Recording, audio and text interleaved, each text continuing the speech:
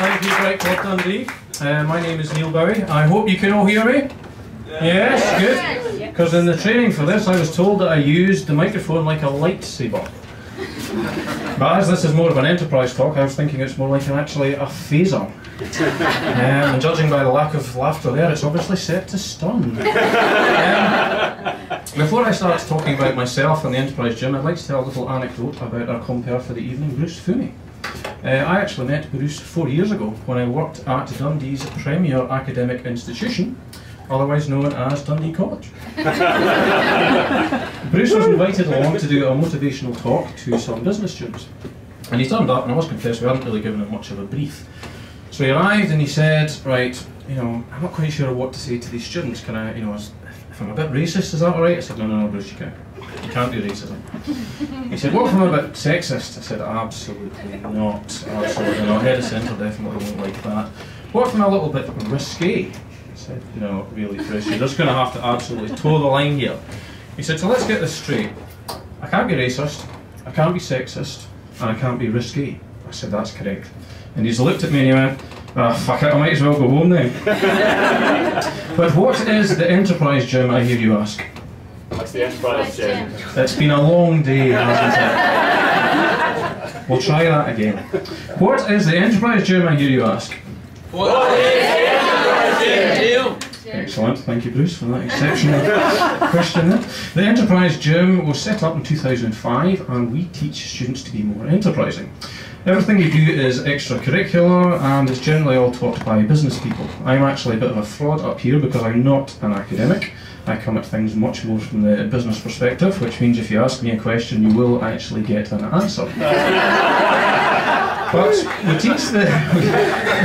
teach the students a number of skills at the Enterprise Gym, from team working, communication skills, these sorts of things, but we actually teach them to spot an opportunity. If you see an opportunity out there, grab it with both hands and go for it. So with that in mind,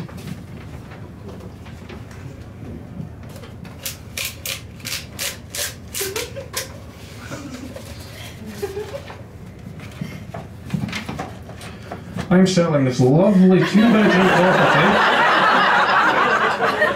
based in the Carse of Gowrie, 8.5 miles from the university, a lovely commute, quiet area, lovely cul-de-sac, 2-bedroom property, garage and drive. If you're interested, come and see me after the show. I should add that actually is genuine. There's not some poor random person going to get a phone call tomorrow from their estate agent saying, I saw your property advertised at Bright Club last night. But talking of taking opportunities, I'd like to take the chance here to do a little bit of research about the name of the Enterprise Gym. I started there, when was that? August 2011. And I went to a presentation that somebody was doing, my boss was doing, about the Enterprise Gym. And the second slide he put up said, we are not a gym. And I thought, this isn't really good. If you're having to explain to people that we're called the Enterprise Gym and our strapline's exercising business creativity, but we're not actually a gym, it's a little bit confusing. Even to this day, we still get students turning up with kit bags, or phoning us and asking when the pool's going to be open. And it's quite difficult to sort of explain to them that actually we teach business creativity. You don't need your swimming trunks. So I'd like to give you 3 options here. I'm not going to tell you what they are, and I'd like you to make some noise for each one. Okay, just looking at the future of the name of the Enterprise Gym. So the first option is, should we keep the name the Enterprise Gym? Woo! Funnily enough, I was expecting that. Second option, you'll guess, and there should be lots of noise for this, should we change the name of the Enterprise Gym? Yes. Third option, should we go the whole hog and just call it Starship Enterprise?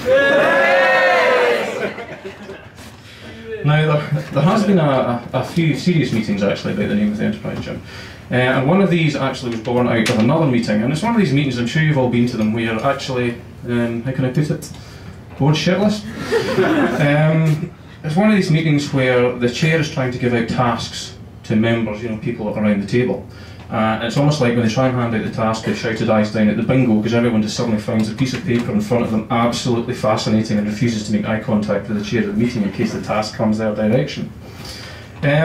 But two of the people at the meeting had been to Babson College and Massachusetts Institute of Technology. So there's various new ideas for the name, bouncing around the room.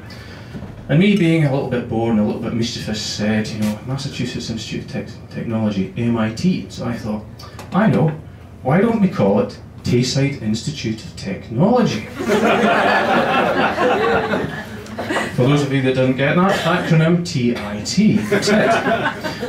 To my horror, see where this is going, some of the people at the meeting actually thought this was a good idea. So I'm now panicking slightly, thinking, are they serious? Or are they now taking the piss out of me taking the piss? I'm not entirely sure. Fortunately, the chair of the meeting, who shall remain nameless but was a former vice principal, thought that our geographic spread needed to be brought down a bit from Tayside, maybe just back to Dundee, so TIT is off the table for now. But we get a lot of students that come and see us with various ideas. That's part of what we do. If you've got an idea and you want to start a business, students will come and see us and have a chat. It'll be the particularly enterprising students, because I've actually moved office 4 times in 3 years. In fact, when I turned up for my first day at the job, there was a post-it note on the door of where I thought the office was saying, "We've moved." And I thought, great, did I take that personally, or was that the first challenge of the role? I actually found the office. But the students come with various ideas, and they fall into sort of three broad categories. The first of these is what I would call a genuine idea. Now, I try not to be judgmental. So I'll never ever say to anyone, really, that idea is just not going to go anywhere, because it's not my place to do that. I'll send them out to go away and do some research and discover for themselves that it's actually just a load of bollocks.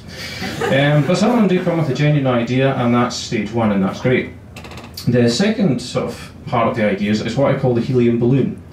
And that's the students that are floating away off with this idea. You need to pull them back down and tell them. The students that come in and say, my idea is going to be bigger than Facebook in 3 months and we'll be billionaires. Really, it's not that likely. Then they have the other students who email you, ask for an appointment, you arrange that, they pop in, they see you, they say, I'd like you to give me some help on marketing this idea. Happy to do that. Could you tell me what the idea is first? Oh yeah, but I'd also like some help on market research for it. Right, that's good, I can help with that. What exactly is the idea? Well, can you give me some help on how to finance it? Yes, I can do that, but you need to tell me what the idea is. I can't do that. What do you mean you can't do that? It's a secret. That genuinely does happen. Some of the students that come and see me compare themselves to some of the world's greatest entrepreneurs, and that's good. Have a role model out there. We all do that. We all sort of model ourselves on something and think that's what I'd like to achieve. I do that all the time. I'm sure you can see the similarities immediately. That's why I'm working at the University of Dundee. But one of them that springs to mind is Richard Branson. Now, I am exactly like Richard Branson. Somebody laughed, I could take offence in that. Except I don't have the planes, I don't have the trains, I don't have the private island. There's a joke in there about virgins as well, but my wife's in the audience, so we'll just gloss over that one. Or maybe I'm actually like Sir Alan Sugar, except without the knighthood, and probably without the money. Maybe Duncan Bannatyne. I'm definitely like Duncan Bannatyne, but without the messy divorce, and with a much cheerier personality. And we all know his catch line. And with that, Bright Club Dundee, I'm out. Thank you and good night. Neil Bowie, ladies and gentlemen.